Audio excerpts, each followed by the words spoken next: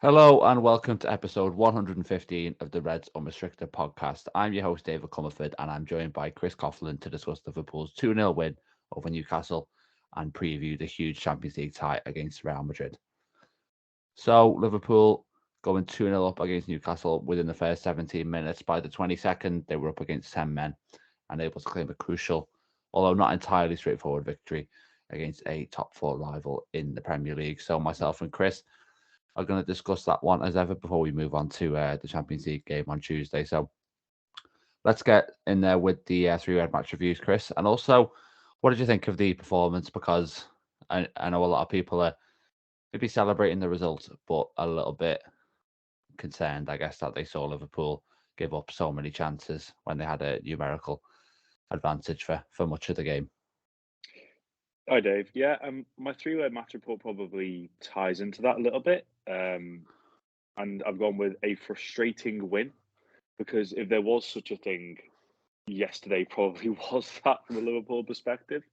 Um, Even after, or even just before Nunez's goal, obviously Almiron had that great chance, brilliant save from Allison, yet again proving his worth to Liverpool. But then two quick fire goals, brilliantly taken goals as well. And after Nick Pope gets sent off, whilst everyone, I think the initial kind of reaction is first of all, right, that's almost 3 points locked in. But then you want to see three, four, five. You want to see maybe the goal difference eaten into a little bit. However, for the rest of the first half, bar the Gakpo header from the free kick after the red card, it was Newcastle with the chances, wasn't it? It was Sam Maximan having a shot tipped onto the bar. It was Dan Burn hitting the bar.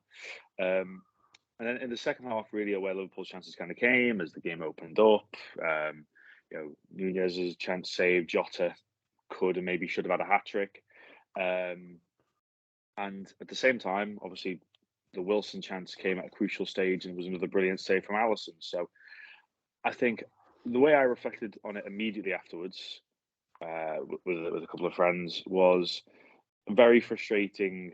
Well, very frustrating in that would have liked more, but ultimately, at this stage of the season, in the circumstances Liverpool are in, it was all about the 3 points, no matter how they came. And ultimately, as I say, I'm happy with calling it a frustrating win because ultimately the word "win" is involved in that sentence. Of course, and I think the context here is you come into it and you're expecting to have to really grind this one out because of Newcastle's defensive record. I mean, the stats were insane. I mean, just a few off the top of my head, I think they had the best defensive record in the league. They still do. I think it was 11 conceded before yesterday in 22 matches, or 13, sorry, in 22 matches before yesterday. Hadn't obviously lost a home game since Liverpool beat them in April. They hadn't. I think they'd only conceded one goal at home since October, early October as well. So you're up against the best defense in the Premier League, and you're away from home, and you become the first team to score twice against them since yourselves, really, back in August.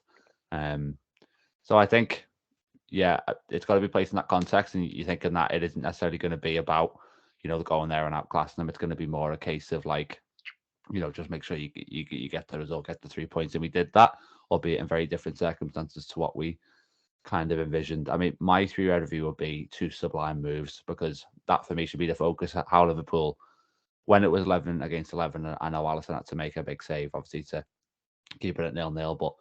But those two attacks and the subtleties of those two attacks to break down the Newcastle defence, I think Liverpool really needs to be applauded for that. An attack that stuck dysfunction all season. Some of its best play that we've seen. I mean, the first goal, I think the sort of subtle detail is the rotation on that right hand side where Fabinho vacates space and opens it up for Trent to almost have that whole area to survey the pitch in the middle, and he picks out Nunez, who's made a good run. You can also see on sort of the left hand side, Robertson is kind of awaiting the switch, so he makes a run, and that distracts Trippier, giving more space for Nunez. Obviously, then the finish and the touch, brilliant from him.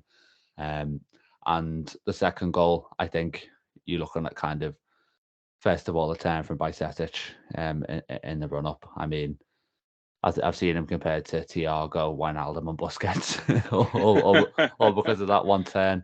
Trying to think of a name that encompasses all three. Yeah, brilliant piece of play. And then also, I think how Salah is aware of Gakpo's run. You see him kind of like look to the side, just before he plays the pass, and is able to. It's a brilliant ball. I don't think people have kind of given the pass enough credit, really. It's like Mane against United last season Yeah. for Salah's first at Anfield, just that kind of first time over the top, and lovely take and finish from Gakpo as well. And I prefer probably your way of you got to look at the positives, haven't you? Of course, you can look at obviously the frustrations, but absolutely, ultimately, two brilliant goals have sealed it.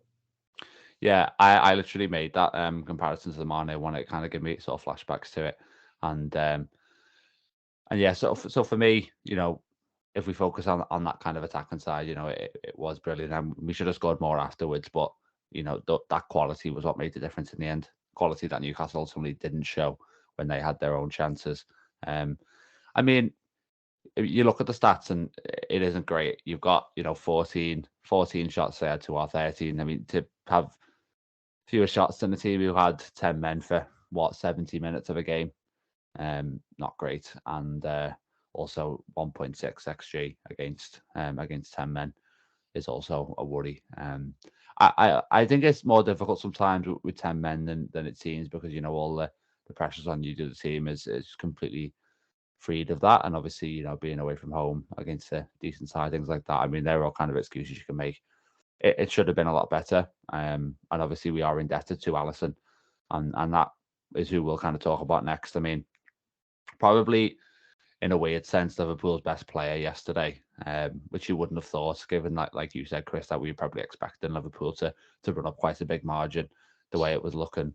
But no, he's someone who's potentially kept this from becoming a bit of an embarrassing result. If you drop points in that game, it really is a bit shameful. That's why, like moments like earlier last month when you made the mistake for Guedes' goal in the cup tie. In that moment, you can't forgive those kind of moments because they are awful. But over the course of this season, there's a very valid argument to call him Liverpool's player of the season. And I remember Pepe Reina, when he was given Liverpool's player of the season, I think back in the early 2010s.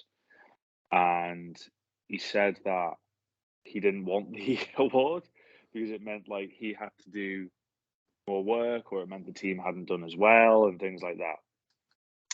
But his awareness is incredible, Alisson.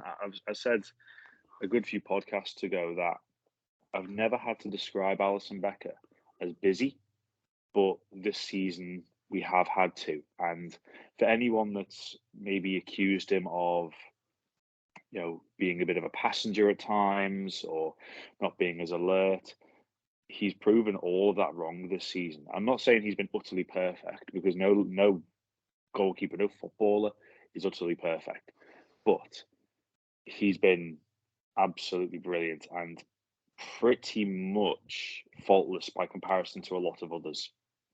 I mean, that save, only when you see the save from Almiron from the reverse angle do you realise how good a save it is. He's the whole starfish, if you like, just making sure he's got something spread out with his arms, just to stop a shot going back across him. Even with Wilson's, I'm not sure what direction the ball was going in, but ultimately it's a good save with his feet. And the save from St Maximin as well to tip it onto the crossbar, that came at a crucial period as well, because I'm not sure St Maximin quite did enough to earn man of the match as he did in some other quarters, but he probably was Newcastle's most lively threat. And St Maximin is like that, isn't he? He's a live wire. You give the ball to him, and you just don't know what he's capable of doing. And that is why Alisson Becker is just such a crucial part of this Liverpool team. And it was, yes, whilst it was a clean sheet, it wasn't the solid clean sheet that we've seen so much of in the last few years. But ultimately, it's the first clean sheet away from home in the Premier League since the Merseyside derby at the start of September. And I think, as Virgil van Dijk pointed out yesterday, that's a massive step in itself as well. Yeah, definitely. I mean, with Alisson and that save, I think he's one of the best ever. I mean, he's one of the best ever, full stop. But in particular, when it comes to those sort of close range 1v1s. Really, and I think across the board, there's no other goalkeeper that I'd swap him for. I mean, he is sort of the perfect goalkeeper for the age, really. I mean, with that ability to sort of bail the team out, allowing you to play aggressively, to put him in 1v1 situations. And also, obviously, his abilities on the ball, which he showed again with the pass to Salah, that forces the panic, forces the confusion that leads to the red card for Pope. So, yeah, definitely Liverpool's player of the season so far. You dread to think where Liverpool would be without him, certainly. And, we're looking at a win here that's put us back into top four contention, you'd say, but whether we'd have any remote hope of that is probably doubtful without his contribution up to this point. And weirdly, Alisson's been, I think, in the team of the season a couple of times when he's not really had anything to do. But maybe he'll be in there this year for other reasons, obviously beyond being Liverpool's best. The goal prevention stats will have gone up a bit yesterday as well. Be interesting to see how many he's on. Actually, I think he is still probably top, I'd imagine, in terms of goal prevention. But he is, a class above. And it's interesting you say about in terms of choosing someone above him. You need someone that was markedly above him, and I just don't think there's a goalkeeper out there in that bracket. Yeah, and to touch on your point about the goals prevented, I'm on FBref now. It's up to 9.3 prevented this season, and next best is Kepa with 6.8. So that's just really puts it into perspective, I guess. Another player I want to talk about is Trent Alexander-Arnold. Set up that goal, like I said earlier, for Nunez. That's, if you count the assist in the derby for Gakpo, which it hasn't actually been given to him for reasons I don't really understand. I've seen a lot of kickoff in the FPL community about that. Yeah, rightly so, to be fair. But that's 4 assists in 8 games for Trent. And is it fair to say that he's sort of on the way back to his best? I don't think we're looking at the best version of Trent just yet, but is he kind of quietly improving after what was a really, really tough start to the season for him? I think so. I think we're seeing someone that's finding his passing boots again. We're finding someone that's got the confidence to make those passes again. Because, say, for example, even the defensive side of his game, I thought he was quite good, say, against Dwight McNeil in the derby. Yesterday, I think Salah doubled up on him, doubled up with him on Maximin a few times on that. On Liverpool's right side, Newcastle's left hand side, because I think you do need 2 players to be able to cope with the unpredictability of Alan Maximin.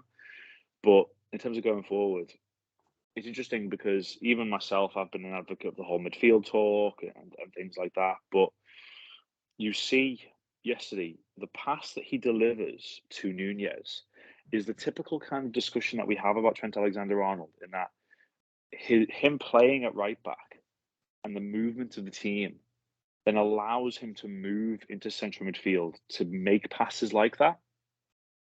And I think even say against Wolves, when everything that could have gone wrong did, he nearly set up Nunez with a fantastic pass in that game, and that would have made it 2-1 had that gone away. So I think we're seeing someone that his awareness is picking back up, his confidence is picking back up. He was involved in a number of breakaways yesterday as well, so that gives me the idea that he's more confident moving forward. I think the addition of Bajcetic is a big part of that, because I think Bajcetic's quality in the midfield has given Alexander-Arnold more license now to do what he's so good at doing. And I think we'll only see, hopefully, more of that to come, because, just a quick side note on Bajcetic, he's a starting midfielder now for Liverpool. The way he's been a revelation in midfield, it's just been fantastic. And as I say, it's complemented Fabinho, certainly. It's complemented Trent Alexander-Arnold. Andy Robertson as well is having a new lease of life recently. Not that I think, I'd say maybe he's been a bit restricted, to be honest with you, but I'm seeing a lot more adventure from Robertson in recent games as well.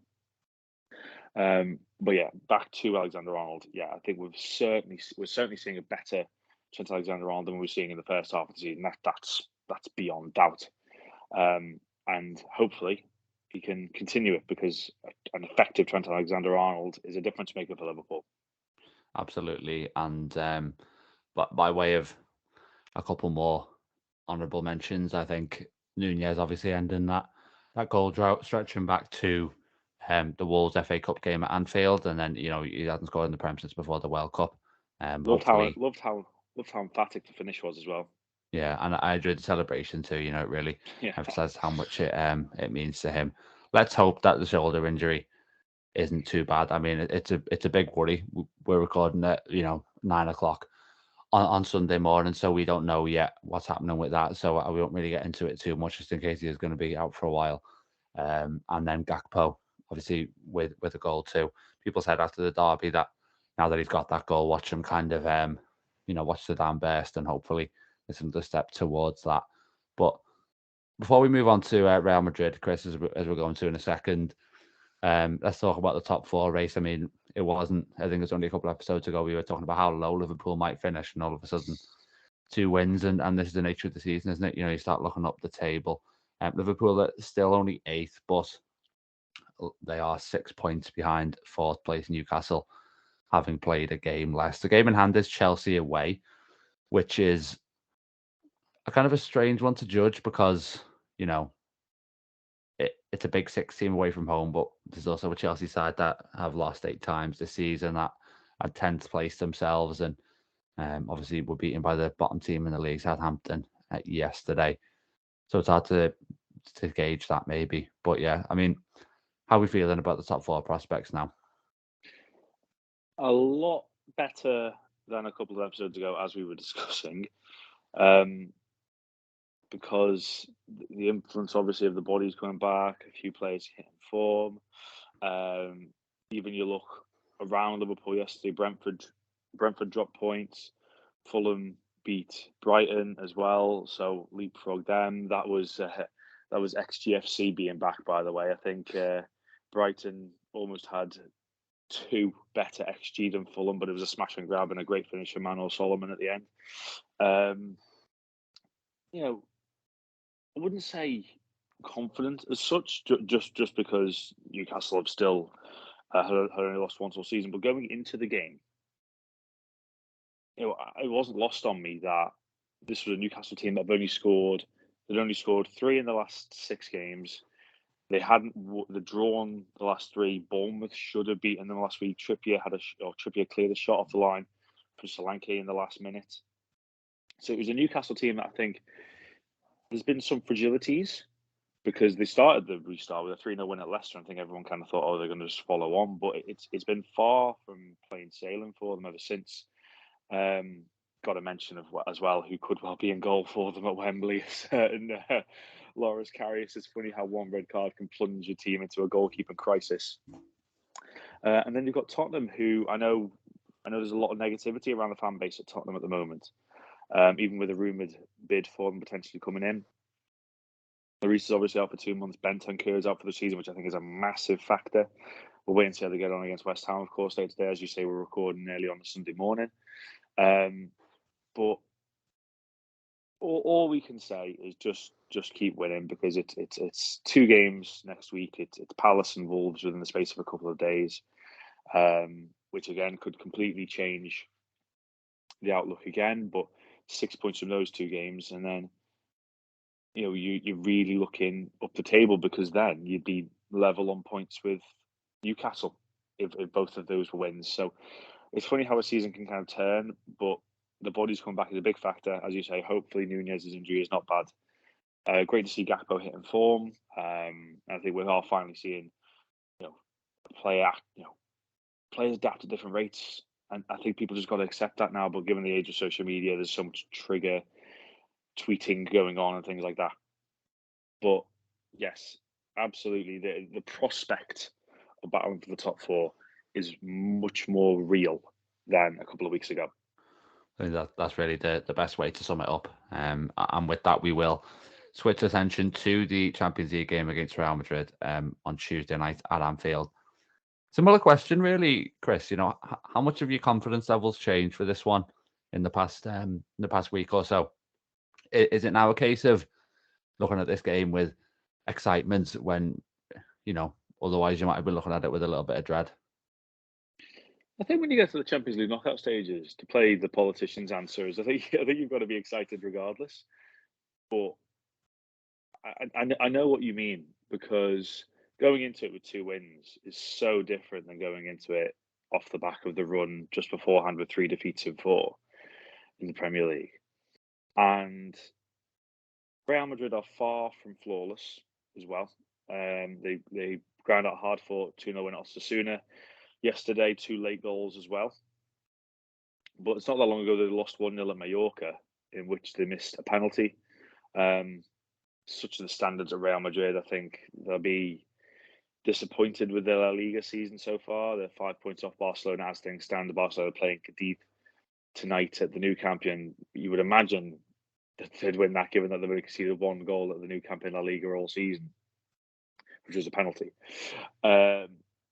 So it's just the kind of standards they set, because let's not forget they've still just won the World Club Cup. So, it's still a season with a trophy for Real Madrid anyway, before we even get into the latter stages of the season. But I think the main frustrations for them, because I watched them in the Supercopa final against Barcelona. Barcelona ripped them apart out in Saudi Arabia. I thought Barcelona were fantastic. I think there's a frustration from Real Madrid in that Barcelona have been allowed to create this lead, given all the problems that have gone on in Barcelona, the fact they've practically mortgaged their future on winning trophies, on being successful in order to get players in. Whereas Real Madrid obviously have the depth and quality is incredible. Yeah, I think we've talked about Liverpool's planning being a tad frustrating recently. But you look at Real Madrid, when Kroos and Modric move on, realistically, I know Camavinga and Tchouaméni play anyway, but you've got Tchouaméni and Camavinga to kind of slot into those positions anyway. So their planning has been really good, even if there are frustrations. So it's even if the form had not been great, it's a bit silly to not look forward to Real Madrid at Anfield, if you get my drift, because you live for these moments and you got to treasure these moments. And that's one of the reasons why I was so against the Super League when it was being discussed, because the whole idea of Liverpool, Real Madrid, and everyone else playing each other, year after year after year, that's fine, obviously domestically, but in Europe, what makes these games so massive is that you're not guaranteed to play Real Madrid every season. You're not guaranteed to play Barcelona, Bayern Munich, Paris Saint-Germain, Juventus, all these names. You're not guaranteed to play them season after season. So that's what makes games like this. I don't know. Obviously, there was a final last year, but a 2-legged affair against Real Madrid. It just takes you back to 2009. Just how special that 2-legged tie was, as well, at the same stage of the competition. So, absolutely, it's a tie that I'm looking forward to. And ultimately, you've got to go into it. There's no point in being scared. Go into it and see what happens. And I've seen a lot of people saying they wouldn't be surprised Liverpool would over 2 legs. So, let's see what happens on Tuesday, and obviously take that to the Bernabeu. I think, you look at the final last season, and Liverpool went into that, I think, as favourites by a decent margin, really. And there's something more reassuring as going into it as clear underdogs. I mean, we played them in 2021 season where we were really struggling, and obviously the final in 17-18. I feel like now we're actually bigger underdogs than we were in both of those seasons, based on how this year has gone. And people might disagree with that and think that the season when we had all the injuries was bigger in that respect. But there is something reassuring about that, because Real Madrid have had this ability to kind of just like defy expectations, to defy the form book. But I don't feel like there's any pressure on Liverpool in this tie. I honestly don't, because people aren't necessarily regarding us as a serious Champions League contender anymore, given the way the season's gone, and that's obviously fair enough. But that means I can feel a little bit more kind of relaxed and optimistic about the tie. I think I'd almost, in a certain way, it's better to be like that, since I go in and to feel that better in their expectation. And obviously, the factor that we have this time is getting to play them at a full Anfield, which we haven't been able to do since 2009. Like you say, one of kind of the great Liverpool games of my childhood. That one I remember really fondly. So I remember I think the commentary for I think Gerrard made it 4-0 on the night or something. It was Torres, Gerrard dos Santos. Yeah, just saying a pop. Yeah, he popped up with a couple of goals in that spell. Yeah, which is quite random.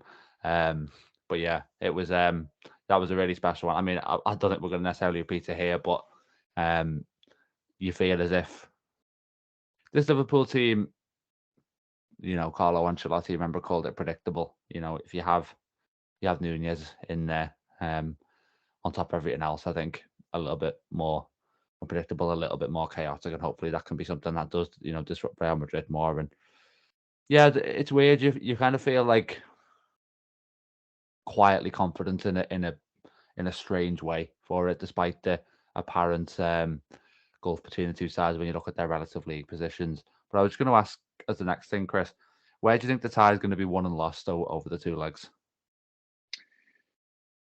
If you'd have asked me this a week or so, I mean, to the extent, or to an extent rather, I'd say maybe the midfield is still the answer. Don't get me wrong, Liverpool's midfield has improved markedly. I still think Fabinho is a little bit of a way off his best, quite a way off his best. But as I said, Bassett has been wonderful there. I think Henderson's brought the leadership back in, and I think you saw. That's the point actually I was going to make. I was a little bit surprised how early the substitutions came yesterday, given that the game was still 2-0 at the time. And Newcastle was still creating chances, so that's why I thought might stayed out for another few minutes. But the substitutions that were made, and for Basetic to come off, for Henderson to come off, you'd think those two are nailed on to start against Real Madrid now, and fully warrant their places as well. I think in a lot of other areas, I think the teams are quite well matched. Two top quality goalkeepers. Courtois came back in. I know Lunen's played the last few games, but Courtois came back in last night. The defence, I'd say, in terms of if you look at the individuals, I'd say Trent has different qualities to Carvajal, but if you look at the back four, I'd say they're all pretty man for man, quite similar in many ways. The midfield, Modric and Kroos are two of the best midfielders of our generation, without a shadow of a doubt. They're just wonderful, wonderful players into their 30s now, mid to late 30s, and they're still running games with ease. Then you look up front, I think Vinicius Jr., because Alexander-Arnold got asked about Vinicius Jr. last season as well, just before the Champions League final. I think that could be a key battle. And in the same way that Salah worked so hard to double up on Saint-Maximin last night, I would expect him to have to work hard to double up on Vinicius Jr. just because Vinicius Jr. is a bit different to Saint-Maximin. He's a lot more direct. I watched the game against Valencia a couple of weeks ago, and he scored a great goal in that game. But there was one key moment where he just knocked the ball and he ran and he got fouled, and that is Vinicius Jr. He doesn't mess about, no fancy step overs. Maybe he doesn't beat a man and look to beat him again, that kind of thing. He will be very, very direct, and Alexander-Arnold will know that. So I think that is where arguably the most key battle is, Vinicius Jr. against Trent Alexander-Arnold. And I think if Trent Alexander can win that battle, Liverpool would very much be in with a shout. I think he might be a little bit less adventurous than recently just because of Vinicius's pace on the counter-attack. He is frightening in that regard.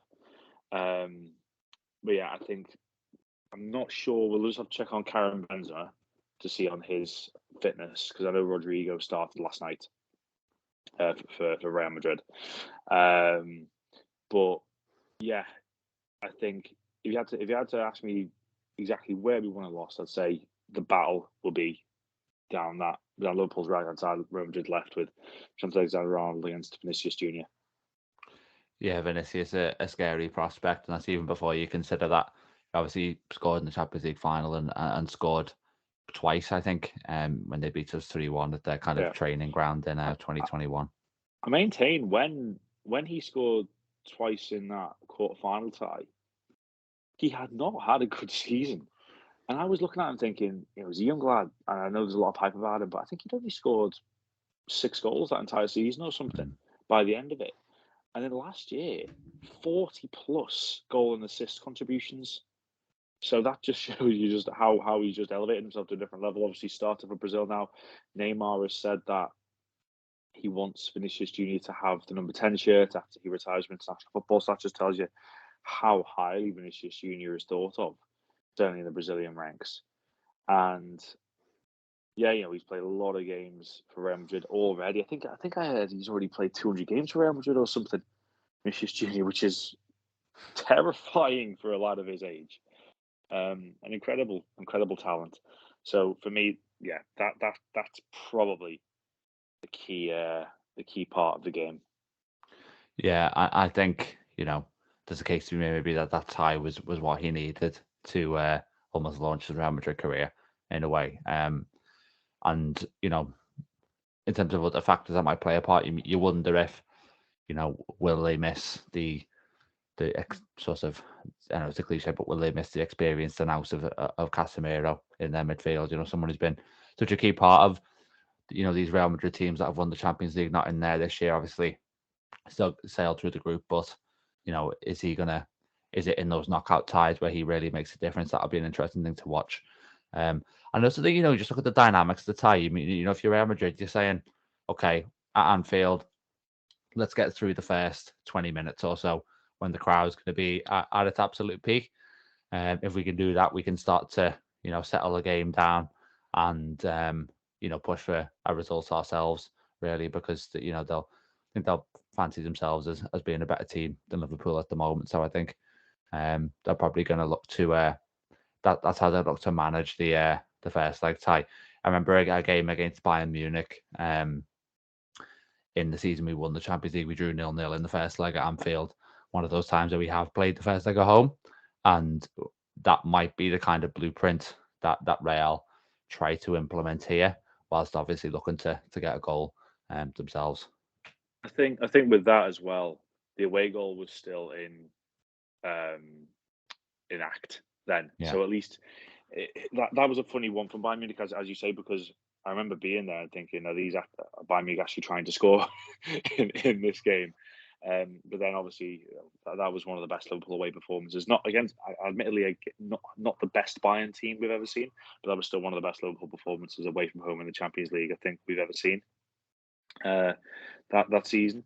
So it's very interesting in that obviously there's no away goals now, and I've literally just thought as well, if it's tight going back to the Bernabeu, hopefully Luis Diaz will be back available, which is in itself a massive factor for the rest of Liverpool season if they can close in on the top four and make things tight. And we know how big he can be, and everybody else knows how big he can be. And I think if Liverpool can get themselves into a really good position over the next week or so in the Champions League and those 2 Premier League games, with Luis Diaz coming back, hopefully at the start of March, certainly for the second leg, I think we could be talking about a very exciting end to the season.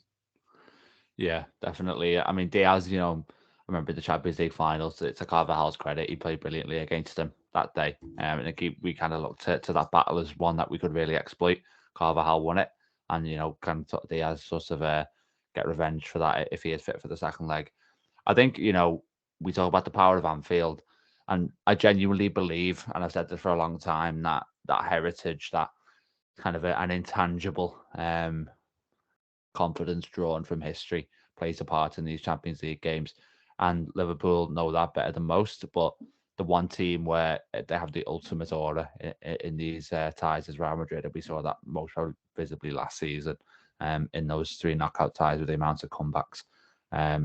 So for Liverpool, if you can kind of get a 1-2 goal win in the first leg, obviously that would be an amazing result. But then you go into the Bernabeu, and then you're going to have to deal with not only playing away from home against a team who remains one of the best in Europe, but you're going to have to deal with that kind of unshakable confidence that they will still have, that they could win. Because I was talking to a friend about this the other day, and Liverpool could win this first leg 3-4-0, and I'd still be going to the Bernabeu, and I'd be really, really nervous because of what they've shown they can do at that stadium. And yeah, so listen, sometimes you say if you win a first leg, the job's only half done. It'll feel like only sort of a quarter done here. I think with the second leg, that is to follow. So that's going to be a crucial element, I think. But last thing on Real, what are we thinking team wise? You mentioned a few changes to the side earlier,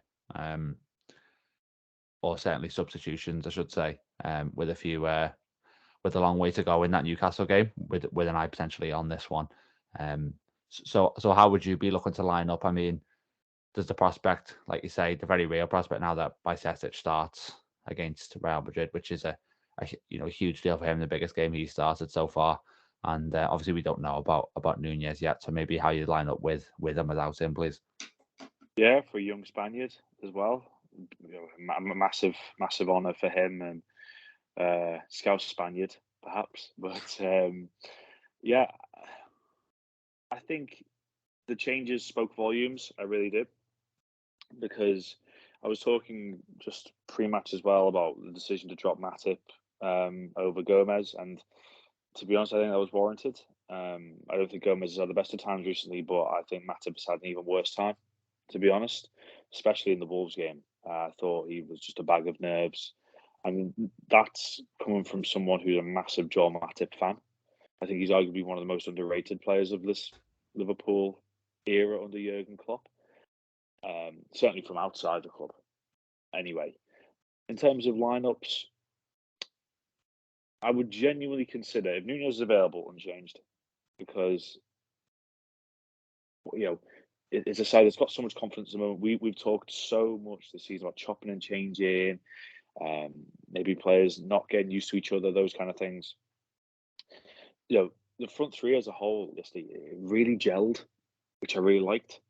And Nunez's qualities, and we're starting to see people that have been criticising him and all these things.